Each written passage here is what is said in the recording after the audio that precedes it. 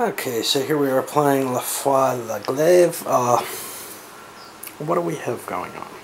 It's the religious turn of the religious movement of the 740 turn. I've positioned things, and I'm noticing I'm getting sloppy, I'm getting painful here. This game's beginning to wear on me in the sense of, so certainly solitaire playing a dip style game is painful. There's no question to that. I usually don't finish these things.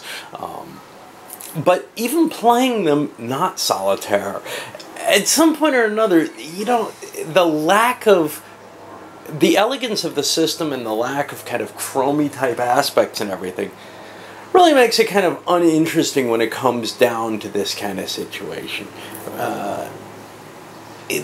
This is sort of the point where the game's deteriorating, and then at one point or another you just throw it in. And the question is when that's going to happen. Anyway, I've got a couple of holy wars that went underway. The Mazdians, who probably, this is their first one I think, who probably didn't really want to do it because they ended up throwing a bunch of people over here in Volga that looks like they were trying to do a military conversion. They're only going to get one piece out of that because they're actually targeting the shamans. It was sort of a mixed thing. They're also hitting Greece with such a military conversion. We'll see what else they're doing.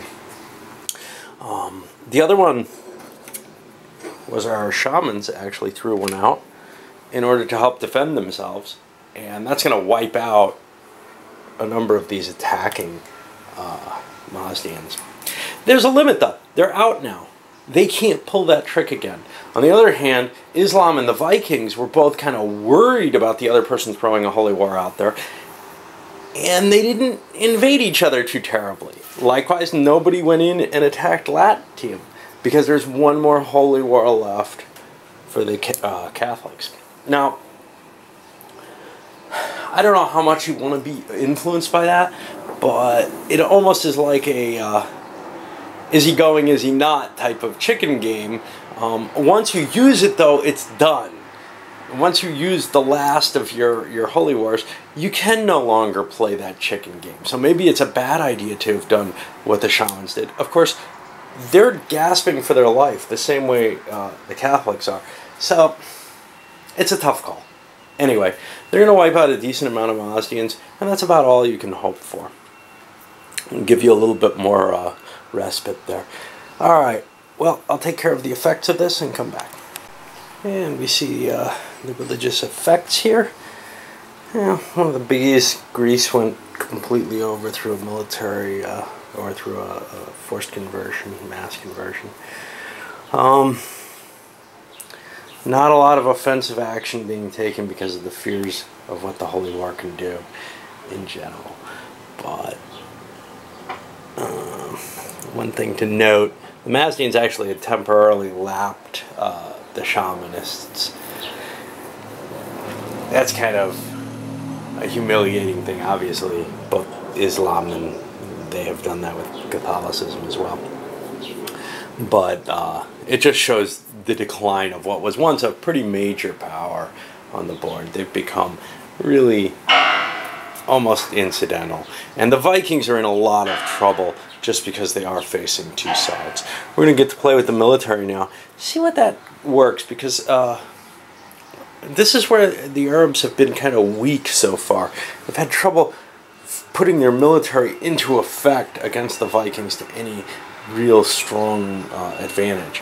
One thing we noticed, or I noticed during the orders writing, the Persians and the Arabs made kind of a deal to kind of start pulling away, demilitarizing this border even more. They've only got one unit on it each at this point, and get an extra unit each into Europe to try to commit to this.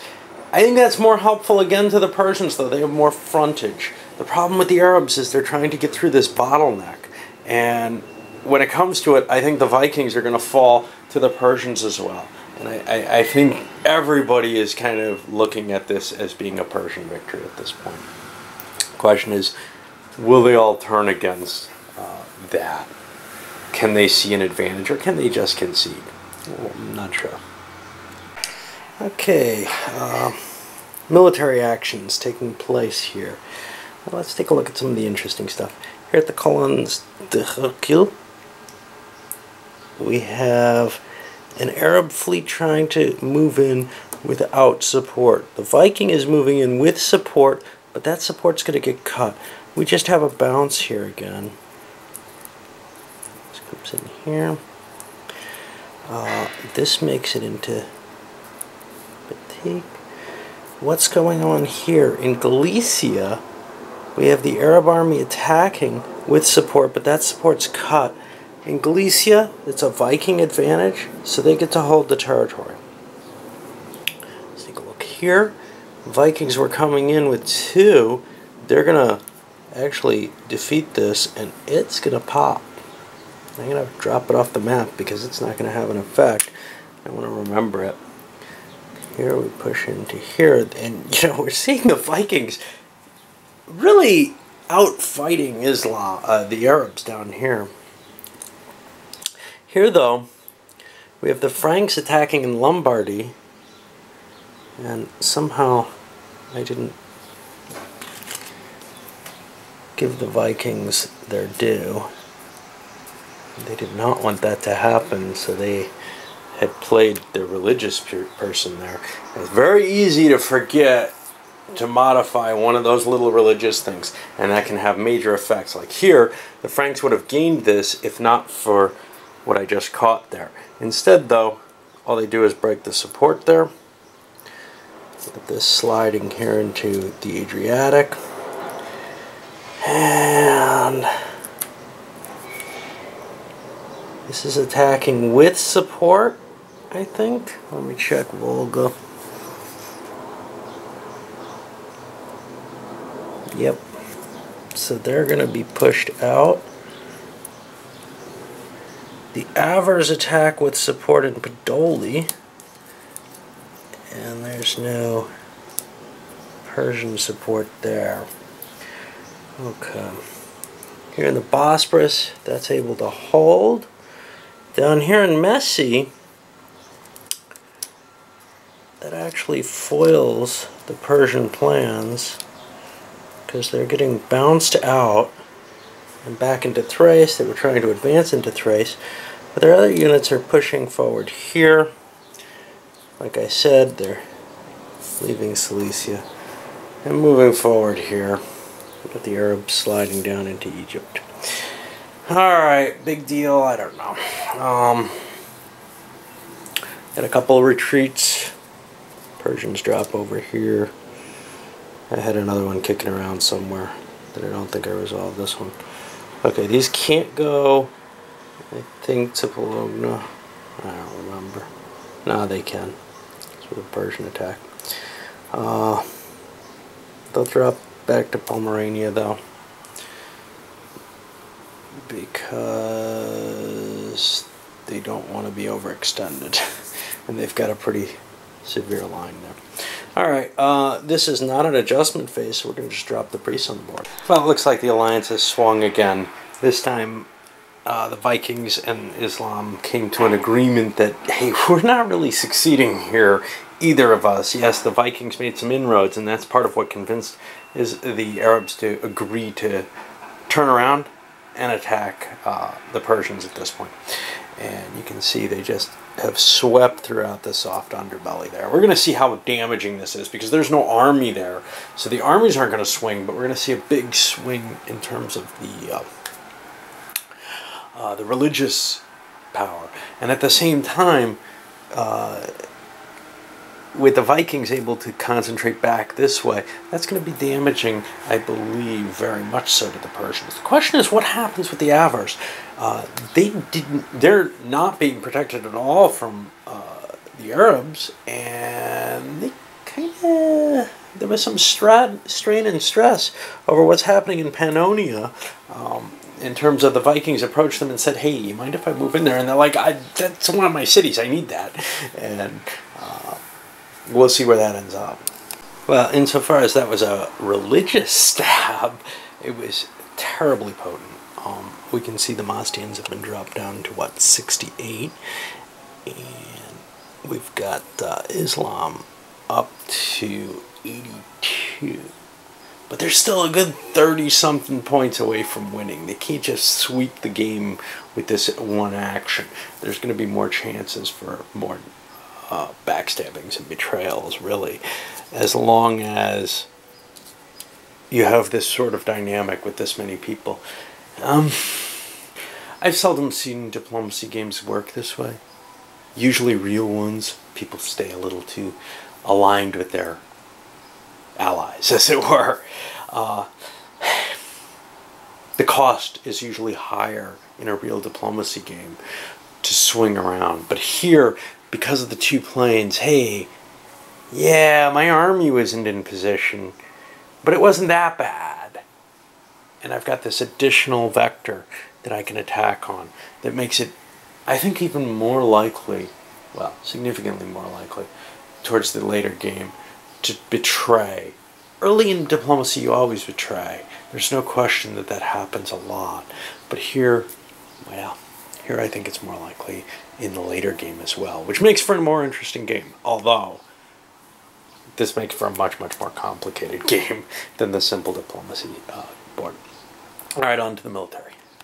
Okay, now with the stab underway, the military phase is liable to have some kind of interesting contradictions or oddities and surprises in it, and this is definitely the case here. First of all, we have the Vikings sliding away. No biggie there. This is what they and the Arabs agreed to, was this kind of placement, withdrawing from Spain. There was just an accident where the Vikings ended up holding into Galicia religiously, and they're saying, you know, forgive us, but look, we wouldn't have moved our armies away if we were stabbing you, and I think there's an understanding in that. So what else happens? Well, they also gave support to the Arab army, and the Arab fleet gave support as well, going into Latium. This is enough, even with the Pope there, to pop the remainder of the Catholic army. And I do believe that's the end of the Catholics. Now they have to decide what they're doing based on this.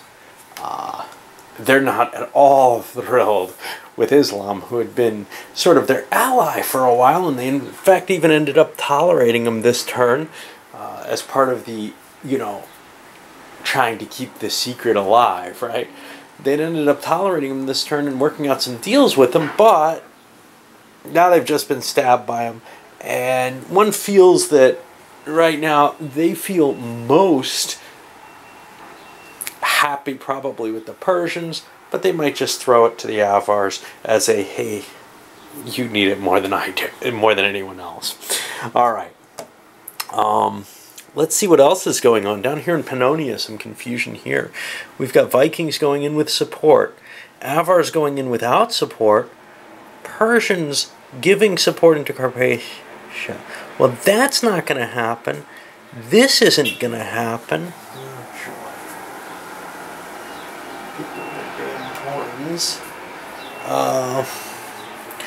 What is going to happen is the Vikings are going to take Pannonia, and they're in there. Great. Over here, the Baltics, well, we got support here, and nobody's breaking it there. And we've got an attack with support, but it looks like the Persians hold there, so the attack into the Baltic states doesn't happen. What else is happening here? We have a march into Illyria. Now the Illyrians are trying to get into Carpathia. None of this is going to succeed.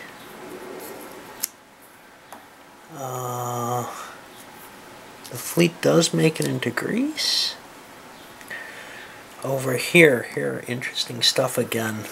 Podolians trying to advance into Russia with support. Russians trying to advance into Bosporus with support? Who's supporting who here? I'm not sure if it's the Bosporus who's getting the support or... Okay, let's see what the Caucasus is doing. They're supporting the Bosporus attack. So that Bosporus attack is actually successful. That means the Russians and the Persians are trying to get into... Or I'm sorry, the Avars and the Persians are trying to get into Russia. The Persians have the advantage because of the religious advantage, so their ships make it in. Yeah, those are ships in Russia. That's what the rivers allow you to do. Now over here, we got some interesting stuff going on here. Muslims moving into Nefud. The fleet moving up here. Not quite sure what they think they're doing, but they're positioning themselves in a different way than they had been. Alright, well, we're going to see some definite changes here. Don't see any cities changing hands in the Near East there, but there's a lot going on over here, and we got to see about this retreat, which looks like it can drop into Veneti. Not sure it's going to stay there. If they've got a pop, that's a reasonable choice of one. But if they don't have a pop, yeah, they're going to have that kind of army stuck in some stupid place. Alright, I'll come back after I do the repositioning of the armies and the priests. I don't know what I did. I'm worried. I see this at 740. I've repositioned the territories. I don't know if that was correct or not. Anyway, we'll stick with it. We'll say that was the 750 turn. We're up to 760. Hey, because I don't know. I may have bumped something, or I may have just, you know, been high and not realized where I was. And no, I don't mean I have to worry about statements like that because I don't do drugs at all. But where I work, it actually could be an issue. Anyway, I use that kind of flippantly all the time. Now, let's see. We've seen the destruction of the Catholics, and now they've had a really heart-wrenching decision of who to throw their weight in with, and eventually, after several die rolls, the only people who were absolutely forbidden from their view were the Arabs, just because of the recent stab. You never see somebody happy about that, right? They threw their weight in with the Persians, and because of the way I'm playing, the Persians will now get to run the Catholics as a minor religion over there. Other than that, well, we see a buildup of forces. The Arabs building a fleet over here, as well as another army. The Persians were able to build a couple of units too, because they gained some ground as well at this point. But it's mainly at the expense of the Avars, and they're just disappearing here. And now the real issue is, well, the full might of the Vikings up against the Persians, Islam working through here, and hey, maybe the Avars will be able to take advantage of this and survive. I don't know. Certainly Islam isn't particularly in their favor, but the Vikings kind of have a soft spot in their heart for them, so they might still be able to work together. Alternatively, of course, they might become a part of the Persian defenses and just be overrun, whether willingly or not a part of those defenses. Alright, we'll go on.